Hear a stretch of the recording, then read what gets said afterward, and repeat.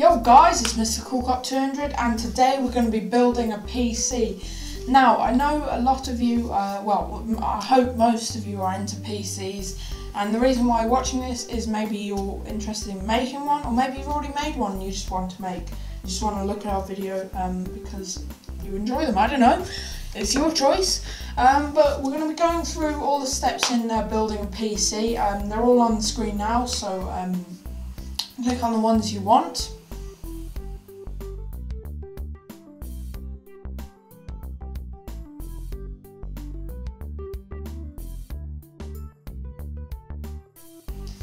Okay, so the first step into making a PC is collecting the parts. Now today, in the build today, we're going to be using an Asus H87 Plus motherboard with LGA 1150 socket, which we're going to be putting an Intel Core i7 processor in, which will be pretty sweet. We've got some G.Skill, 8GB of G.Skill memory. We've got a CIT Vantage gaming case, bundled with an Alpine 700 watt power supply, and an AMD MSI Radeon H6670 as a graphics card, a Seagate 500GB hard drive with a Samsung optical drive. Okay, so now we're going to be building the PC. The first thing we need to do is collect all the parts we need, including the CPU, the motherboard, the RAM, everything we need, and sort out the screws. I've got them all in some pots here, nice multicoloured, very nice. And sort out the screws and everything needed for this build. Now, the first thing you need to do before you do anything else is you need to ground yourself. The best way, well, one of the best ways of doing that is getting an anti-static wristband that you just plug into the wall and you attach it to yourself and you're grounded. It doesn't hurt, there's no electrical shocks. But what you need, another way is to touch a big metal case here. This one is painted, but you've just got to find an area where it's not painted. There always will be one, some area somewhere. If not, then just wet your hands. It's a nice, simple way. Do not get them dripping wet. Just dampen them. Make sure they're kind of damp, and then we can get on with the build.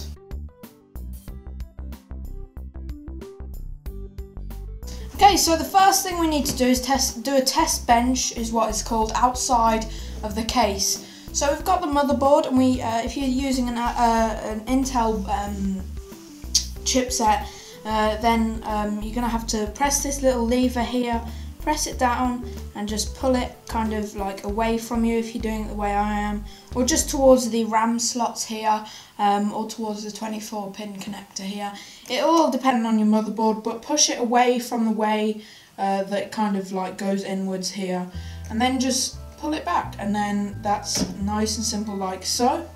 And then what we're going to do is open the processor from here and grab it by the ends. Do not grab it by the bottom here, grab it by the ends, and the ends only.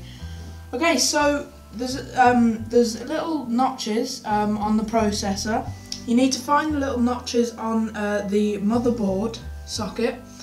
Once you've found the little notches, they are usually towards that side of the board, away from the PCI Express lanes, and you kind of just need to line it up. Sometimes there is a little triangle here, which you might have to line up with a little triangle on the board, but then in this case it's little notches. So you're just kind of gonna just lower it in. Once it's lowered in, just give it a little tiny wiggle. Do not wiggle it too much, just to make sure it's in. You need to flap the processor thing back, and just do that.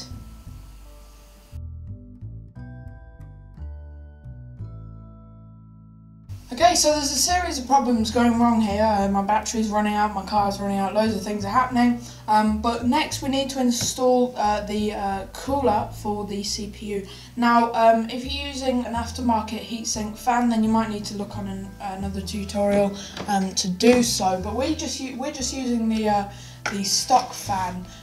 So just take the fan out carefully. Do not touch the the bottom here because that is thermal paste and helps keep it cool, and if it overheats then that's not going to be very good. So what you're going to do is you're just going to lift the board up a little bit and you're going to orientate it so the little plug, which you actually need to pull out, make sure the little plug is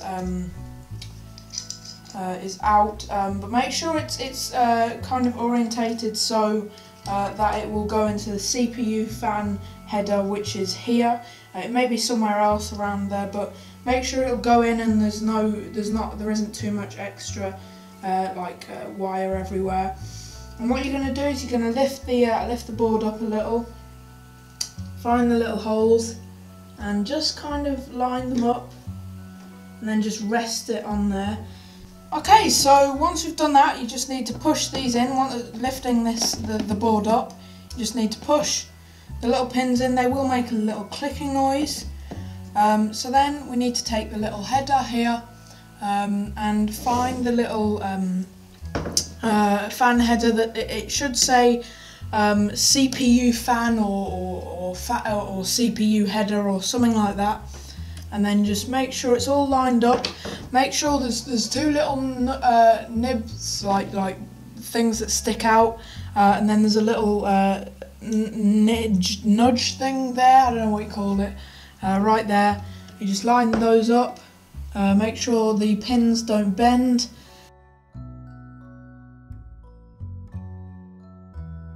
So once we plug the CPU header in, we next need to do the RAM. So here's our G.Skill RAM. There's 8 GB of it in 2 sticks, so 2 by 4 GB. Now for this bit you might need to check your manual because you need to find out which slots they go in. If you've got 4 sticks, then don't worry, you just stick 4 sticks in all slots. If you've got 1 stick or 2 sticks, or even 3 sticks, then you'll need to consult your manual. But otherwise, you just take off the flip back the little switches that correspond to the correct slot you want. Kind of like line them up and make sure the little notch on the actual RAM lines up to the notch on the motherboard. Just line it up and just push it in. And just push it in. You might need to lift the board up for this so it doesn't damage the surface you're using it on. And just push them in until the little switches click in. So once they've clicked, you might need to give them a little bit of help. If it's gone all the way and they're still not clicking, you can do the second stick.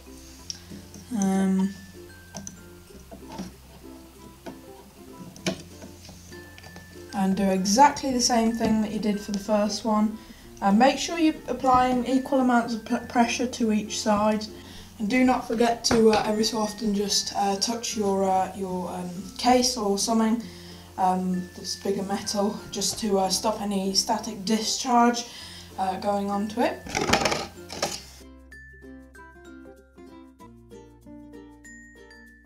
The next thing we need to plug the graphics card into the correct PCIe slot. So if you look at your graphics card and just look at the little slots, find one. It's usually the top one or the second one, and you just slot it in like so. You might need to move your motherboard to the end, just because there's a little bit of hang off there, and obviously that won't that might touch the surface that you're doing it on, i.e. a box, which is what you should use it on, because it's there's no chance of any static being transferred. And there we go, and just plug it, push it in until you see the little tab here just going away, and that's about it for there. So now we actually need to test it, so let's get on with that.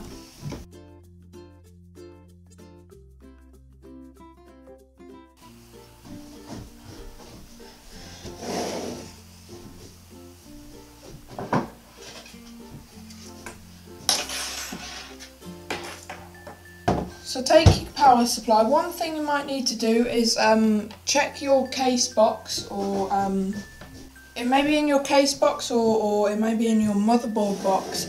Just check for something that looks a little bit like that. What it is a little speaker, and what you have to do is you have to find the speaker thing. You may need to consult your motherboard for this bit. Well, your manual, sorry, and so I'll do that. And okay, so I found the right thing. It's called, in the book, it's called system panel connector, and you may need to find the correct one. This one, it says system warning speaker, and you just need to find the right one, and just simply plug it in. Make sure you don't damage the pins. And it's that simple. And now you've got a little warning sound that says if it's like 2 beeps or whatever. You can look on the internet for this, and it tells you what everything means. So now we need to plug in the 24-pin power adapter. You just find the right configuration. There's a little connector, well, little hook here that just goes on here. Right there, that's okay. It didn't actually click, which is strange. It is fully in. Next, you need to find the right adapter. Now there's 2 adapters. There's maybe 6. There may be 6 or 4. Usually, sometimes it's labelled, sometimes it's not. You need to find the one that's either 8-pin or 4-pin. Find it, and then just find this little thing which is called eATX 12 volts, so it's extra ATX power. And just again, same thing, just plug it in. This time this one did click. So now we're ready to do our test bench. And what we need to do is we need to take the power supply. We need to plug it in, make sure it's off first of all. Okay, so now that we've plugged everything in, we've got everything set up. We've got the 24-pin power supply in and the 4-pin eATX 12 volt in, and we've plugged the CPU fan in, and we've got the graphics card in and the RAM in. We can now do a test boot.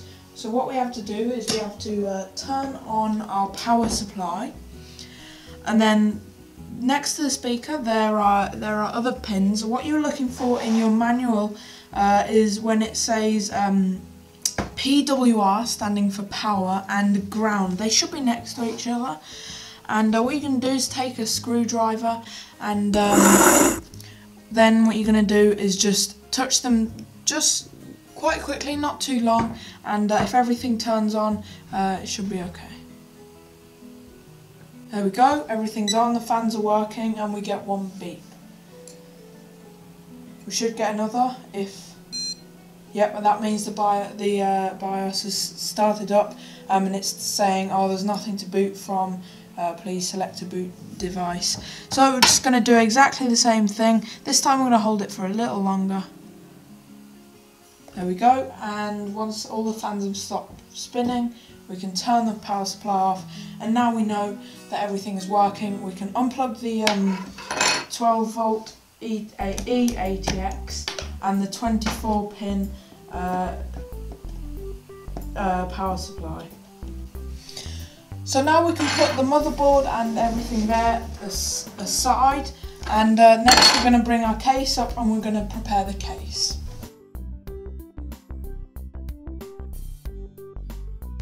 Right, okay, now we have the case done. Now we have the motherboard done. Sorry, we can actually start work on the case. The first thing we need to do here is install the hard drive. This again is a Seagate 500GB hard drive, and find the slot you want to do it, put it in. Sorry, and I've found that, and that's here. The way you want to do it is you want to have the connectors, the SATA connectors, which look similar to this. You want to insert that one. You want to insert the opposite end first towards the front of the case, like so. That's nice and easy. And then we're going to get the appropriate screws. We need 4 of them. and we are going to insert them onto the hard drive.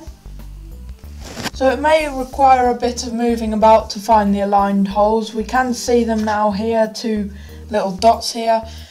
So we just insert a screw in there, give it a little twist with your fingers, then take the screwdriver and just screw it in like so. Now, like other things on the case, we need to do opposites first. So do the same here.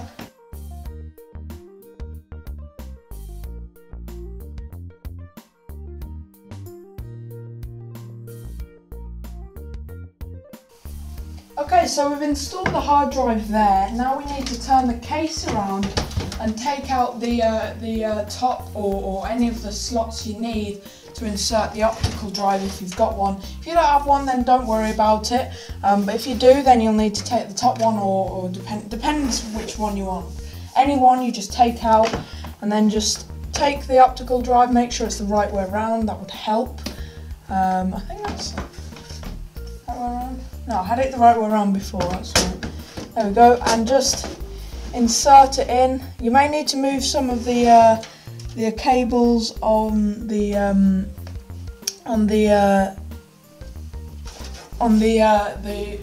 case cables, some of them out of the way. And then again, we just take the screws and a screwdriver and just insert them. Give them a little twist, and then we're good to go for the next step. Again, doing opposites, like everything when you building PC. Just make sure stress levels stay at the least. Make everything easier.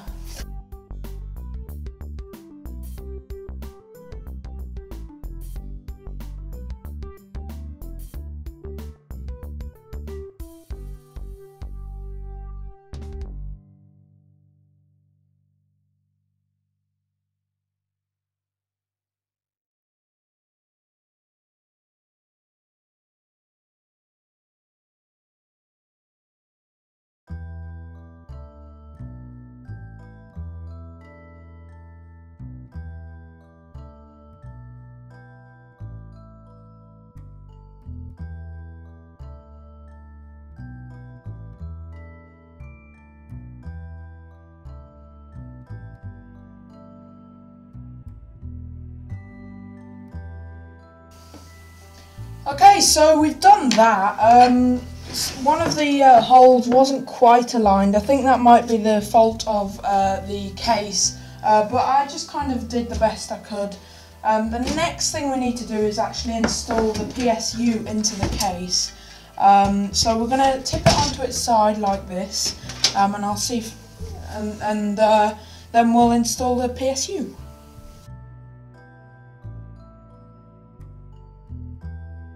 Okay, so once we've done that, we next need to grab our PSU or power supply unit and move some of the cables out of the way because they can get annoying.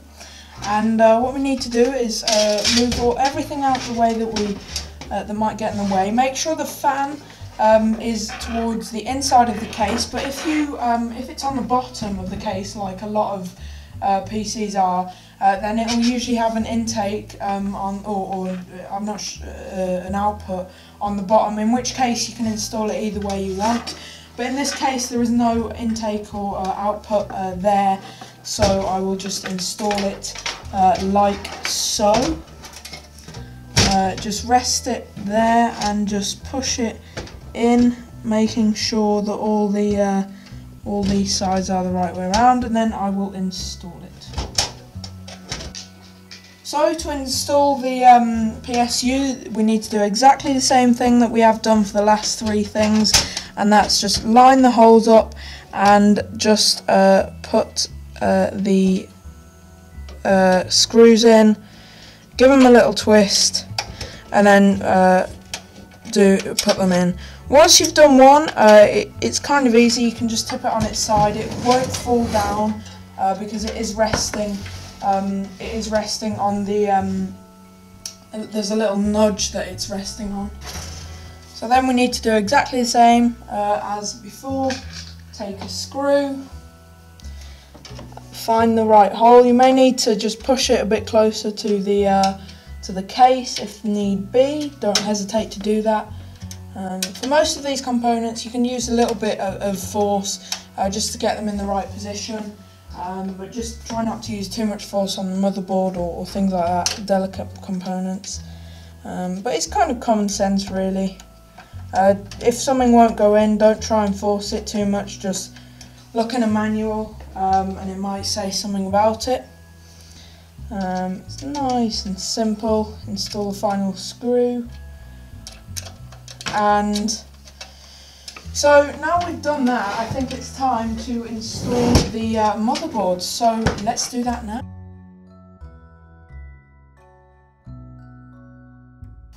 So once we've done that, if you look in your case, there may already be these little silver screws here. These are called standoffs, and they'll need to be installed in the correct places for compatibility with your motherboard. Check the manual for that, that's usually in there. The first thing we need to do before we do that is find the I/O shield, the input-output shield, and we need to take that out of the bag or box or wherever it came in. And we need to find the right way around, that it's where the letters read correctly, which is this way around, and make sure it is correct. So you might want to line it up just to check, and then it's going to go like that. There we go, and we just have to push it in nice and simple like that.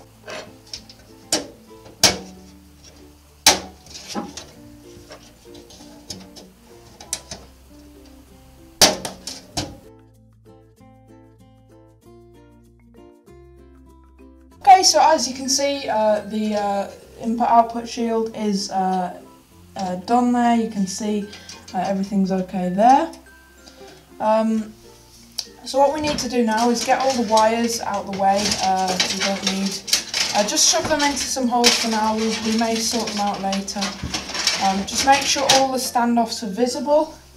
Once again, you might need to take your motherboard.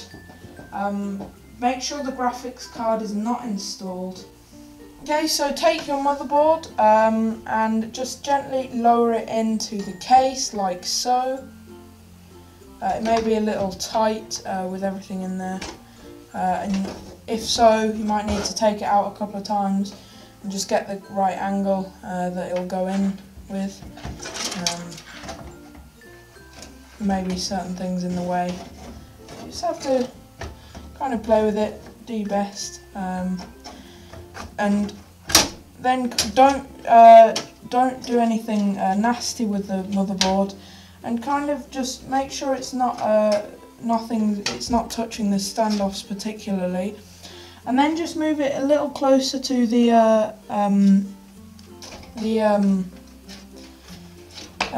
input-output shield. And just move it closer until you can see that all the standoffs are in the right place and they are lined up correctly. And this may need a little bit of a play around.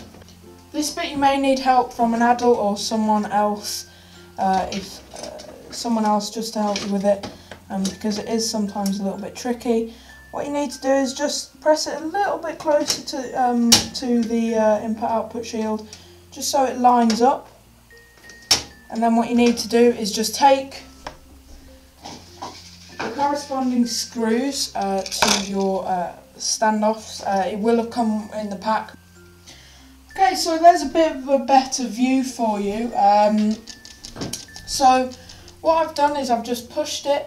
As you can see, some of the standoffs are lining up. Oh, that was a bit silly.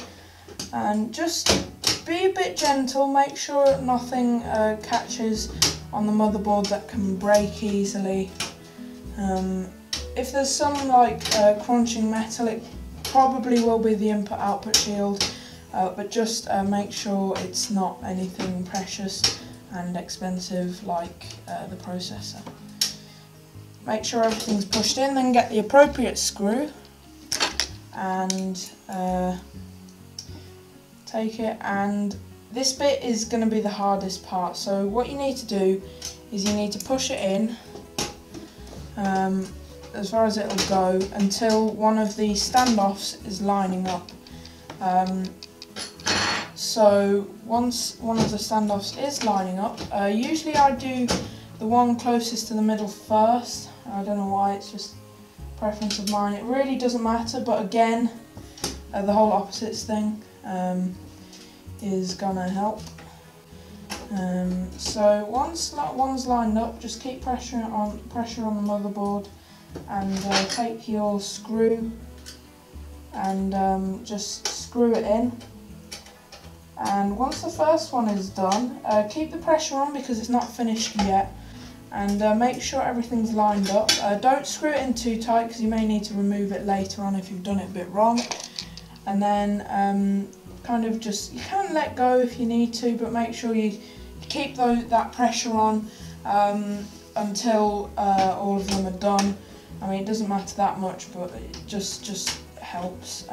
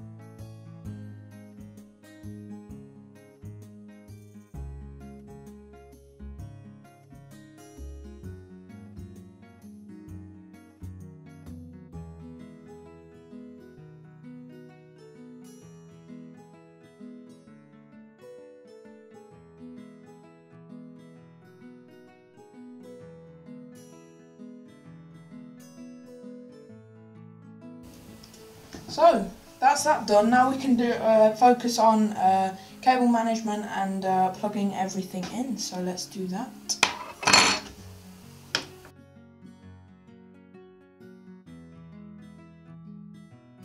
So from now on, it's kind of a matter of wiring everything up. So all the power goes on these go into the 24 pin, the E80X power thing there, which we installed earlier. There's the SATA power on this, and on the optical drive you may or may not be able to see there. And the rest is kind of easy. It's just the fans. If you've got these kind of connectors, these are Molexes, and you will need to plug these straight into the power supply. There's an example here, so that will go right in there. Just find the best setup and I will speed this process up for you. So let's go on with it.